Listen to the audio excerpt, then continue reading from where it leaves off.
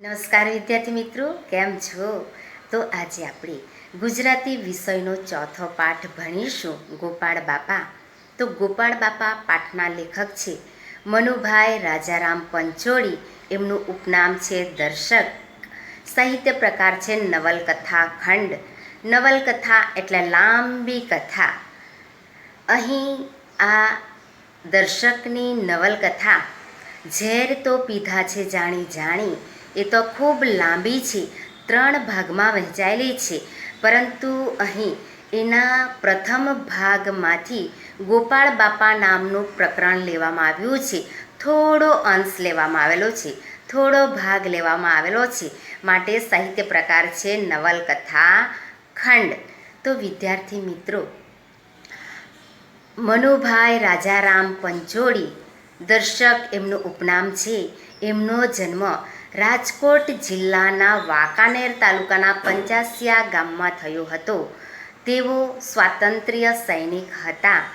Jail નિવાસ દરમિયાન તેમણે પુષ્કળ વાંચન કર્યું હતું, ચિંતન મનન કર્યું હતું. તેઓ ઇતિહાસના ઊંડા અભ્યાસી હતા. તેમણે મુક્તિ અને બંધન, દીપ નિર્વાણ, સોક્રેટિસ તેમજ કુરુક્ષેત્ર જેવી ઉત્તમ નવલકથાઓ આપી છે. તેમની ઝેર તો પીધા છે જાણી જાણી એ 3 ભાગમાં વહેંચાયેલી છે. એ ગાંધી યુગની ઉત્તમ નવલકથા છે. તો વિદ્યાર્થી મિત્રો, તેમણે પરિત્રાણ, અંતિમ અધ્યાય તેમજ ગૃહારણ્ય જેવા ઉત્તમ નાટકો પણ આપ્યા છે. તેમને રણજીતરામ સુવર્ણચંદ્રક, પદ્મભૂષણ, સાહિત્ય અકાદમી દિલ્હી તથા જ્ઞાનપીઠ મૂર્તિદેવી જેવા પુરસ્કારો પણ તેમને મળ્યા હતા. તો વિદ્યાર્થી મિત્રો, આ ઝેર તો પીધા છે જાણી જાણી એ નવલકથાના 3 ભાગ છે. એમાંના પ્રથમ ભાગમાંથી અહીં આ ગોપાળ બાપા નામનો પાઠ મૂકવામાં આવેલો છે. તો આ પાઠમાં ગોપાળ બાપા અને સયાજીરાવ ગાયકવાડના સંવાદો આ પાઠના કેન્દ્ર સ્થાને છે. તો આ પાઠમાં ગોપાળ બાપાની સત્યનિષ્ઠા, પ્રામાણિકતા, પરોપકારતા જોવા મળે છે. તો સયાજીરાવ ગાયકવાડની માણસને પારખવાની શક્તિ, ઉદારતા, નમ્રતા તેમજ પ્રજાનું ભલું કરવાની ભાવના જોવા મળે છે. તો વિદ્યાર્થી મિત્રો, આપણે પાઠ જોઈએ. એક જ આદમીના પુણ્યે આ કોતરોને આંબા, જાંબુડા, રાયણ અને ચીકુના ઝુંડથી મહેકતા કરી મૂક્યા છે. 40 વર્ષ એ વાતને હજુ માંડ થયા છે. તો એક જ વ્યક્તિની મહેનતથી, પરિશ્રમથી, પુરુષાર્થથી, પુણ્યથી આ જે કોતરોની જમીન છે ત્યાં આંબા, જાંબુડા, રાયણ, ચીકુના ઝુંડથી મહેકતા એટલે કે સુગંધ પ્રસરાવી રહ્યા છે, સુગંધિત કરી મૂક્યા છે. અને એ જે વાત છે એ વાતને હજી માંડ 40 વર્ષ થયા છે. વર્ષની શિયાળાની એક સવારે એ વખતના સ્વપ્નસેવી મહારાજ શ્રીમંત સયાજીરાવ આવા એક કોતરની ભેખડ ઉપર 1-2 અંગરક્ષકો સાથે ઊભા હતા. પડખેના ગીરના જંગલમાંથી એક દીપડો આવ્યાના વાવડે એ આ તરફ ઉતરી આવ્યા હતા. થોડાક શિકારીઓ ઘોરડ બાવળના ઝાડા ઝાંખરામાંથી નીચે ઉતરતા કોતરમાં જતી કેડીઓ સાવચેતીથી ઉતરતા હતા. એ બધા ઘોરડની ઝાડીમાં દેખાતા બંધ થયા. મહારાજ દૂર દેખાતી ટેકરીઓ દૂરબીન માંડીને જોતા હતા. ત્યાં કોતરમાંથી એક ખેડૂ માણસે આવીને પ્રણામ કરી કંઈક ફળ ભેટ ધર્યા. તો વિદ્યાર્થી મિત્રો, સ્વપ્નસેવી તમારે ગુજરાતીની બુક અને પેન્સિલ સાથે લઈને બેસવાનું છે. સ્વપ્નસેવી એટલે કે સ્વપ્નશીલ મહારાજ શ્રીમંત સયાજીરાવ ગાયકવાડ. કોતર, તો વિદ્યાર્થી મિત્રો, કોતર તો જમીન પર કે પર્વતમાં કુદરતી રીતે પાણીથી કોતરાઈને બનેલો ગુફા જેવો ભાગ, તેને કોતર કહેવામાં આવે છે. તમને શબ્દ સમૂહમાં એક શબ્દ માટે પૂછાય કે કોતર તો જમીન પર કે પર્વતમાં કુદરતી રીતે પાણીથી કોતરાઈને બનેલો ગુફા જેવો ભાગ, તેને શું કહેવાય? કોતર. અહીં ભેખડ એટલે કે નદી કાંઠાના જે ભાગ છે એ ખડકો કે માટીની જે ઊભી કરાડ છે તેને ભેખડ કહેવામાં આવે છે. તો અહીં નજીકમાં જ ગીરનું જંગલ આવેલું છે. તો ગીરના જંગલમાંથી એક દીપડો આવી ગયો છે આ તરફ, એવું આ રાજાને જાણવા મળે છે, સયાજીરાવ ગાયકવાડને જાણવા મળે છે. માટે તેઓ અંગરક્ષકો સાથે, સૈનિકો સાથે આ તરફ, આ કોતરોની જે જમીન છે એ તરફ આવ્યા છે.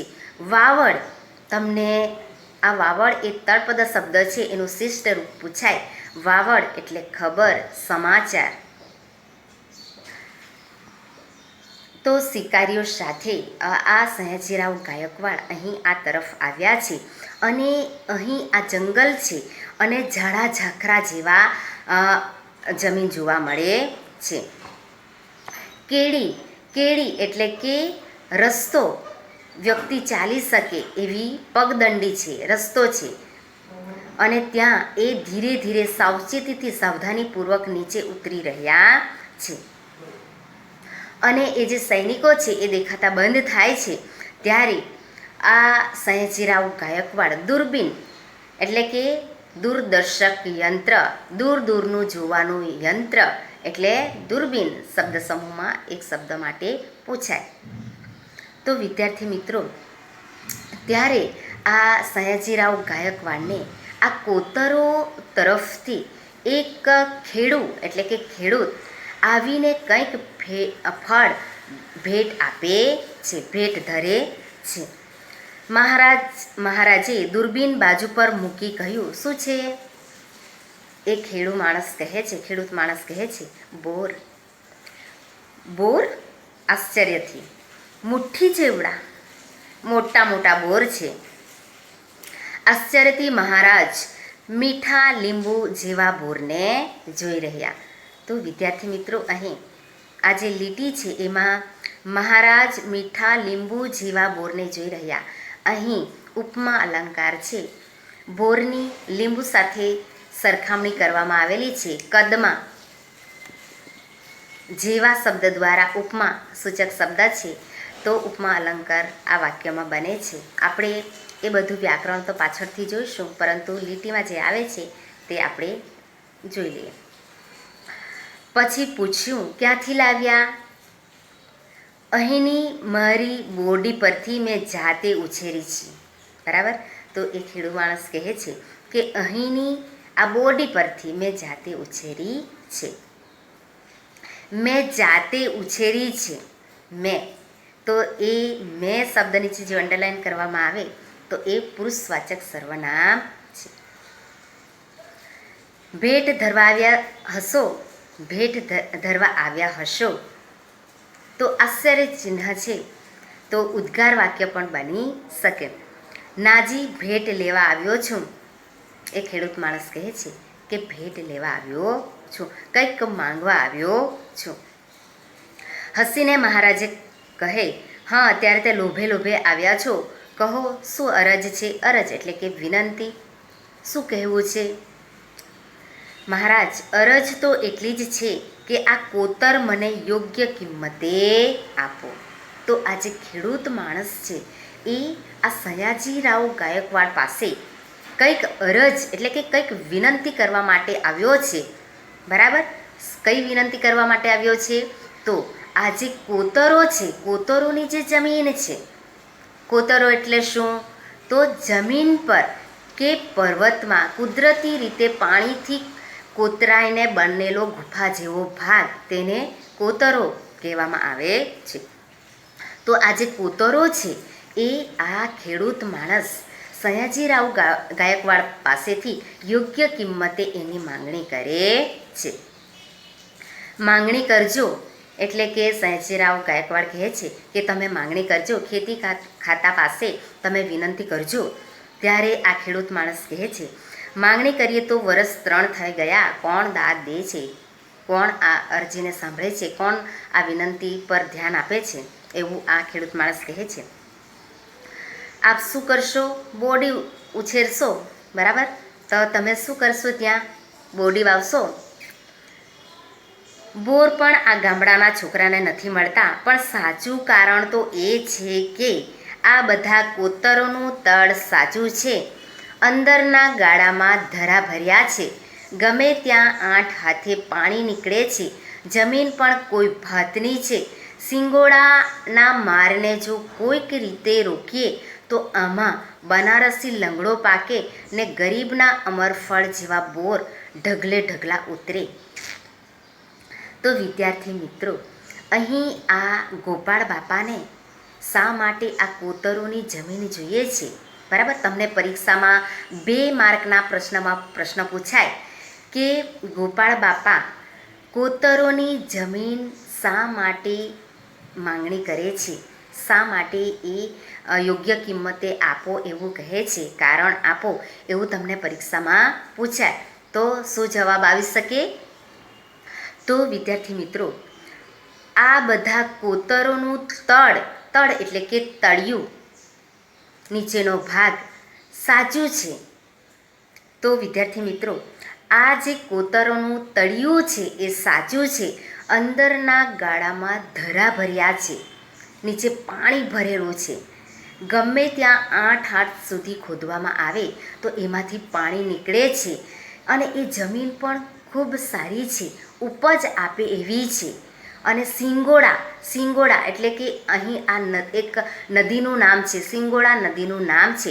એ સિંગોડા નદીના પાણીના જો વહેણ આ કોતરો તરફ વાળવામાં આવે તો અહીં બનારસી લંગડો અને ગરીબના અમરફળ જેવા બોરના ઢગલે ઢગલા પાકે એવું છે. માટે આ ગોપાળ બાપાને આ કોતરોની જમીન જોઈએ છે. તમને પરીક્ષામાં પૂછાઈ શકે. દીપડા રંજાડશે નહીં? તો આ સયાજીરાવ ગાયકવાડ કહે છે કે અહીં તો જંગલ જેવું છે, ઝાડી ઝાકરા જેવા છે અને દીપડા પણ આવી જાય છે તો દીપડા તમને રંજાડશે એટલે કે હેરાન કરશે. તો ત્યારે આ ગોપાળ બાપા શું કહે છે? આ તમારી પડખેના દીપડા ન રંજાડે તોય ઘણું છે. રંજાડવું એટલે કે હેરાન કરવું. તો આ ગોપાળ બાપા એક રાજાને, સયાજીરાવ ગાયકવાડને કહે છે કે આ તમારી પડખેના દીપડા ન રંજાડે તોય ઘણું છે. આ જે વાક્ય છે એ રૂપક અલંકારનું છે. તો જે સયાજીરાવ ગાયકવાડના જે અમલદારો છે એ અમલદારોને આ ગોપાળ બાપાએ દીપડાનું રૂપ આપ્યું છે. તો મહારાજે ઊંચું જોયું, એમની ભ્રમરો ઘડીક ખેંચાય અને મોઢામોઢ આવું કહેનાર કોણ હતું? બરાબર. તો એક રાજાને, એક સામાન્ય વ્યક્તિ, એક સામાન્ય ખેડૂત કેવું મોઢા પર કહે છે કે આ તમારા અમલદારો હેરાન ન કરે તો પણ સારું છે એવું કહે છે. એટલે કે પહેલાંના જે રાજા રજવાડાઓના જે અમલદારો છે તે કેવી રીતે લાંચ રૂશ્વત લેતા, ખેડૂતો પાસે કેવી રીતે ખેડૂતોને હેરાન કરતા, તેનું અહીં આ ગોપાળ બાપાએ એક શબ્દ દ્વારા એનું વર્ણન કરેલું છે. જોયું તો બોલનાર મરક મરક હસી રહ્યો છે. મરક મરક એટલે કે મનમાં હસી રહ્યો છે. નેણમાં એટલે કે આંખમાં, નયનમાં કોઈ ફરિયાદ કે રોષ નથી. સહજ કૌતુક છે, સહજ જિજ્ઞાસા છે. કૌતુક એટલે કે જાણવાની જિજ્ઞાસા છે. સયાજીરાવની માણસને પારખવાની શક્તિ અચૂક હતી. બરાબર. તો સયાજીરાવ ગાયકવાડની જે માણસને પારખવાની, માણસને ઓળખવાની જે શક્તિ છે તે અહીં જોવા મળે છે. એમણે ધરીને બોલનારને જોયું. હા વિદ્યાર્થી મિત્રો, અહીં તમને એક પ્રશ્ન પૂછાઈ શકે કે સયાજીરાવ ગાયકવાડમાં કઈ શક્તિ હતી? તો સયાજીરાવ ગાયકવાડમાં માણસને પારખવાની શક્તિ હતી. 1 માર્કના પ્રશ્નમાં પૂછાઈ શકે. એમણે ધરીને બોલનારને જોયો, ઊંડો શ્વાસ લીધો, જાણે મનમાં કંઈક ઉતાર્યું, પછી એકાએક કહે, તમને આ કોતર આપ્યું, હમણાં જ લખી આપું છું. બીજી કંઈ મદદ જોઈતી હોય તો તે પણ ખેતી ખાતું તમને આપશે. બરાબર. તો સયાજીરાવ ગાયકવાડ તરત જ ગોપાળ બાપાને પારખી લે છે, ઓળખી લે છે, એમને જાણી લે છે અને ત્યાર પછી તરત જ એમને કોતરની જમીન લખી આપે છે અને ત્યાર પછી કહે છે કે કંઈ પણ બીજી મદદની જરૂર હોય તો તમને ખેતી ખાતું આપશે એવું કહે છે. ત્યાર પછી સયાજીરાવ ગાયકવાડ કહે છે પણ એક કામ કરો, પેલું મંદિર જોયું? એમણે કોતરને છેડે મથાળા પર ઊભેલ એક જીર્ણ શિવાલય બતાવ્યું. જી, એ અપૂજ છે. અપૂજ એટલે કે ત્યાં પૂજા થતી નથી. પેશવા સરકારે બંધાવ્યું છે. તો શિવાલય તમને પરીક્ષામાં એક વાક્યના પ્રશ્નમાં પૂછાય કે શિવાલય કોણે બંધાવ્યું હતું? તો શિવાલય પેશવા સરકારે બંધાવ્યું હતું. જૂનવાણી શિલ્પનો નમૂનો છે. શિવાલય એ જૂનવાણી એટલે કે જૂના પ્રાચીન સમયનો એક શિલ્પનો નમૂનો આ શિવાલય છે એવું સયાજીરાવ ગાયકવાડ કહે છે. એની પૂજાનો બંદોબસ્ત કરો. તો તમને પરીક્ષામાં એ પણ પૂછાય કે સયાજીરાવ ગાયકવાડ ગોપાળ બાપાને કયું કામ સોંપે છે? તો સયાજીરાવ ગાયકવાડ એ એક જીર્ણ એટલે કે જૂનું જર્જરિત જૂનું શિવાલય છે તેની પૂજાનો બંદોબસ્ત કરવાનું કામ સોંપે છે. પણ આ ગોપાળ બાપા એક સામાન્ય ખેડૂત છે, સામાન્ય વ્યક્તિ છે, પણ શું જવાબ આપે છે? દખ. દખ એટલે કે એ તળપદ શબ્દ છે. દખનો અર્થ થાય છે દુઃખ. દખ લગાડતા નહીં મહારાજ, મારાથી બને એવું નથી. બરાબર. તો વિદ્યાર્થી મિત્રો, પહેલેના જે રાજા રજવાડાઓ છે તેને કોઈ પણ વ્યક્તિ એક શબ્દો સામે બોલી શકતા નહીં, કોઈ પણ એક શબ્દ કહી શકતા નહીં, પરંતુ અહીં આ ગોપાળ બાપા સયાજીરાવ ગાયકવાડને મોડામોડ એવું કામ સયાજીરાવ ગાયકવાડ એક કામ સોંપે છે અને તે આ ના પાડી દે છે. વિચાર કરો તમે. પરંતુ સયાજીરાવ ગાયકવાડ પણ એનાથી એમને ખોટું લાગતું નથી. કેમ? મૂર્તિને નથી માનતા? ના રે બાપુ, એમ તો અમે અને તમે મૂર્તિઓ જ છીએ ને. આ મૂર્તિઓને રહેવાની જગા નથી મળતી, ત્યાં આ વળી પાણા એટલે કે પથ્થર મૂર્તિઓ ક્યાં પધરાવી? બરાબર. તો વિદ્યાર્થી મિત્રો, તમને પરીક્ષામાં 2 માર્કના પ્રશ્નમાં અહીં આ પણ પ્રશ્ન પૂછાઈ શકે કે ગોપાળ બાપા શિવાલયની પૂજા કરવાની શા માટે ના પાડે છે? કારણ આપો. તો જવાબ આવી શકે કે ગોપાળ બાપાનું માનવું છે કે તમે અને અમે બધા આપણે સૌ મૂર્તિઓ જ છીએ. આ મૂર્તિઓને રહેવા માટે જગ્યા નથી મળતી, ત્યાં આ પથ્થરની મૂર્તિને ક્યાં પધરાવવી એવું કહે છે, એવું એમનું માનવું છે. માટે ગોપાળ બાપા શિવાલયની પૂજા કરવાની ના પાડે છે. પરીક્ષામાં પ્રશ્ન પૂછાઈ શકે. ત્યારે મહારાજ ઘડીભર કહેનાર સામે એકટસે જોઈ રહ્યા, પછી કહે, વાત તો સાચી છે, પણ ત્યાંય મૂર્તિને નામે આશરો સૌને મળે એવું કરજો. ધર્મશાળા બંધાવીશ. ધર્મશાળા એટલે એક પણ પૈસા લીધા વગર મુસાફરોને, પ્રવાસીઓને રહેવા માટેની સુવિધા જે મળે છે, રહેવા માટેની જગ્યા જે મળે છે તેને ધર્મશાળા કહેવામાં આવે છે. શબ્દ સમૂહ માટે એક શબ્દમાં તમને પૂછાય. ભલે આ તુલસી શ્યામ જવા આવવાનો ધોરીમાર્ગ છે. તો આ જે શિવાલય છે તે કયા રસ્તા પર આવેલું છે? તો તુલસી શ્યામ જવા આવવાનો જે ધોરીમાર્ગ એટલે કે મુખ્ય માર્ગ છે ત્યાં આવેલું છે. એક વાક્યના પ્રશ્નમાં તમને આ પણ પૂછાઈ શકે કે તુલસી શ્યામ જવા આવવાના ધોરીમાર્ગ પર શેનું મંદિર આવેલું છે? તો શિવાલય આવેલું છે. શિકારીઓ હજુ આવ્યા નહોતા એટલે પછી વાતે વળગ્યા. મહારાજને આમાં રસ પડ્યો. એમાં જાણ્યું કે આ ખેડૂત વણિક છે. બરાબર. તો ગોપાળ બાપા એ શું છે? વણિક છે, જાતિ વણિક છે. નામ છે ગોપાળદાસ. ગોપાળ બાપાનું નામ શું છે? ગોપાળદાસ. બરડાના પેટાળમાં એક ગામડામાં રહે છે. આ બધી જમીનની ખટપટ કરે છે તે તો ભાઈબંધના દીકરા માટે. બરાબર. તો ગોપાળ બાપા સયાજીરાવ ગાયકવાડ પાસે જે કોતરોની જમીન યોગ્ય કિંમતે ખરીદી કરે છે એ એમના માટે નથી, એમાં એમનો સ્વાર્થ નથી, પરંતુ એમના ભાઈબંધના દીકરા માટે આ જમીન ખરીદે છે. ઝરિયાની કોલિયારીનો ભાગીદાર એ ભાઈબંધ. ઝરિયા એટલે કે ઝારખંડમાં આવેલું એક શહેર. કોલિયારી એટલે કે કોલસાની ખાણમાં ગોપાળ બાપા અને એમના એ મિત્ર ભાગીદારી હતા. 4 મહિના પહેલાં એ એમના જે મિત્ર છે એમનું મૃત્યુ થાય છે.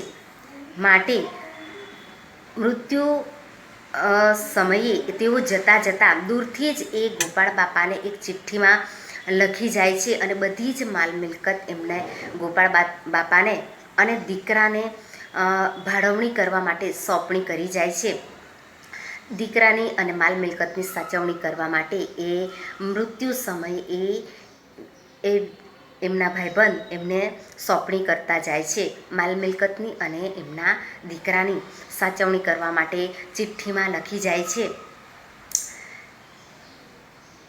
ગોપાળ તો માટે એવો જમીન, આ કોતરોની જમીન સયાજીરાવ ગાયકવાડ પાસેથી વેચાતી લે છે. ત્યારે આ સયાજીરાવ ગાયકવાડ કહે છે કે તે આભ પરાનો છાયો મૂકીને અહીં સારું જમૂન માગો છો. બાપુ અમે રહ્યા વાણિયા. બરાબર. વાણિયા છે, જાતિ એમની વાણિયા છે. મૂડી એટલે કે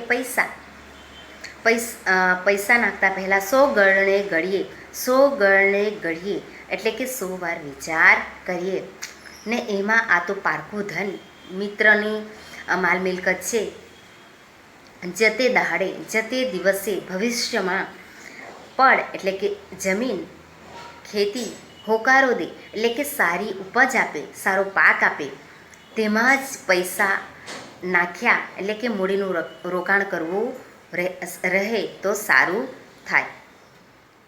વળી મારા ભાઈબંધના વડવાઓ અસલ ગાયકવાડના વતની હતા. બરાબર. તો એમના જે મિત્ર છે એમના મિત્રના જે સગા સંબંધીઓ છે તે પણ અસલ ગાયકવાડના વતની હતા. તમે અહીં આવશો તો તમારા વેપારનું શું થશે? એવું સયાજીરાવ ગાયકવાડ કહે છે. વેપાર કંઈ કરવો જ નથી, હરિનામનો જ વેપાર કરવાનો મારા ગુરુએ કહ્યું છે.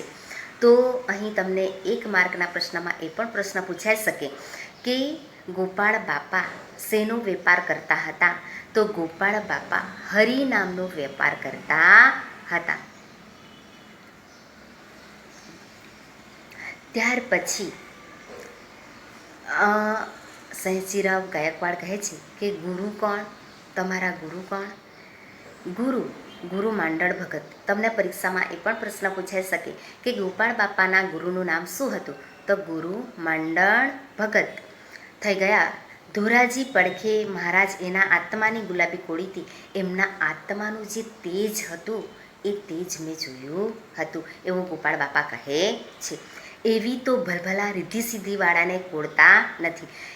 જે એમના આત્માની ગુલાબી હતી એટલે કે એમના જે આત્માનું તેજ હતું, જે પવિત્રતા હતી, એવું તો રિદ્ધિ સિદ્ધિવાળા એટલે કે સમૃદ્ધવાન, ધન દોલતવાન, ખૂબ સમૃદ્ધવાન હોય એવા વ્યક્તિઓને પણ મેં જોયા નથી. એવી એમની આત્માની ગુલાબી હતી, એવું એમનું આત્માનું તેજ હતું. નામ તો સાંભળ્યું નથી. મહારાજે વિસ્મયથી એટલે કે આશ્ચર્યથી પૂછ્યું, પણ તમે કંઈક ચમત્કાર જોયો હશે. 1 વાર મળ્યો છું બાપુ, બીજી વાર દર્શને ગયો ત્યાં તો દેહ પડી ગયો. દેહ પડી જવો એટલે કે મૃત્યુ પામવું, મૃત્યુ થયું. અમે તો પરીખ વાણ્યા, 1 વારમાં પારખી લીધું. તો આ ગોપાળ બાપા કહે છે ફક્ત એ માંડળ ભગતને હું એક જ વખત મળ્યો છે, પરંતુ એક જ વખતમાં મેં એમને ઓળખી લીધા હતા, જાણી લીધા હતા, એમનો અનુભવ કરી લીધો હતો. શું બન્યું હતું? મહારાજે પૂછ્યું. મારડમાં હું મગફળીના સોદા માટે ગયેલો. બરાબર 10 વર્ષ ઉપરની વાત કરું છું. ગામમાં ખાસ કોઈને ઓળખું નહીં. તે દરવાજા પાસેની મોટી ધર્મશાળા એટલે શું વિદ્યાર્થી મિત્રો?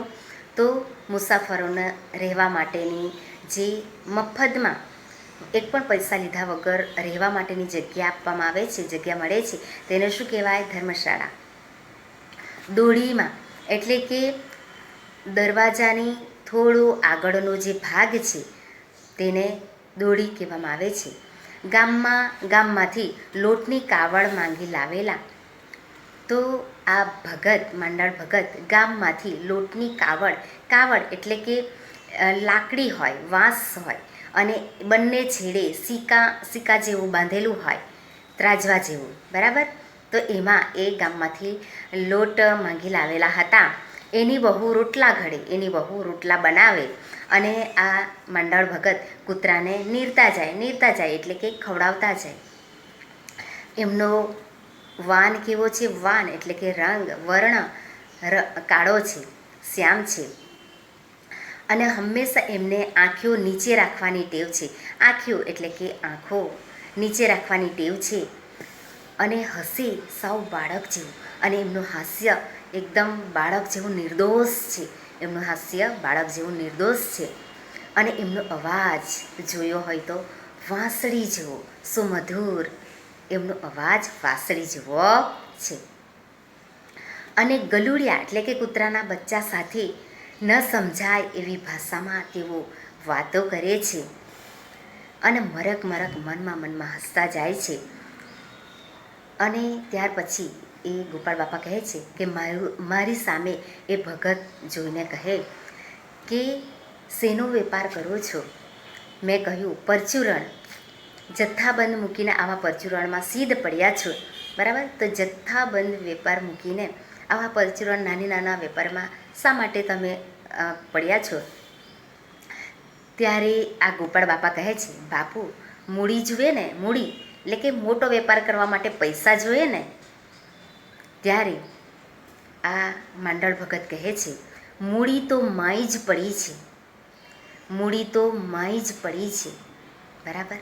તો વિદ્યાર્થી મિત્રો, એક વિદ્યાર્થી તરીકે તમને હું કહીશ કે કોઈ પણ બાળક, કોઈ પણ વિદ્યાર્થી જન્મથી બુદ્ધિશાળી કે નિર્બળ હોતા નથી. તમે શાળાએ જાઓ છો, કેવી રીતે અભ્યાસમાં ધ્યાન આપો છો તેના ઉપર તમારા બુદ્ધિશાળી કે નિર્બળ વ્યક્તિ કે નબળું વ્યક્તિ નક્કી થાય છે.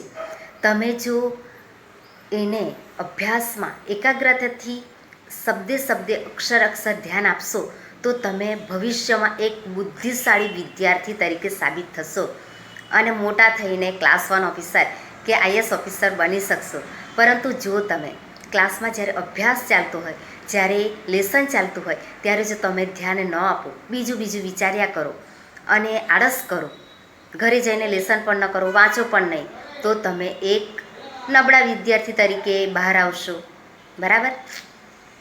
તો માંડળ ભગત આ જે ગોપાળ બાપાને કહે છે, મૂડી તો માઈ જ પડી છે,